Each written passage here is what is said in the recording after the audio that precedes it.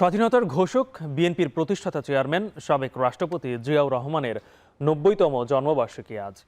১৯৩৬ সালে বগুড়ার গাবতলীর নিভৃত জনপদ বাগবাড়ির মুসলিম পরিবারে জন্ম নেন তিনি। শিক্ষা জীবন শেষে ১৯৫৩ সালে তিনি যোগ দেন সে সময়ের পাকিস্তান সেনাবাহিনীতে। মুক্তিযুদ্ধের অন্যতম সেক্টর কমান্ডার হিসেবে বীরত্বপূর্ণ ভূমিকা পালন করেন জিয়াউর রহমান। তার নামে গড়ে ওঠা জেড ফোর্স রণাঙ্গনে যুদ্ধ করে দুঃসাহসিকতায়।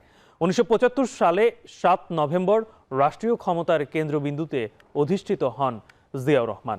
তিনি ১৯৭৮ সালের ১ সেপ্টেম্বর বাংলাদেশ জাতীয়তাবাদী দল প্রতিষ্ঠা করেন। ১৯৮১ সালের ৩০ মে চট্টগ্রাম সার্কিট হাউসে সেনাবাহিনীর একটি অংশের অভ্যুত্থানে নিহত হন জিয়াউর রহমান। আজকের এই দিনে গভীর শ্রদ্ধা ভরে নানা কর্মসূচি দিতে তাকে স্মরণ করছে বিএনপি ও দেশের সর্বস্তরের মানুষ।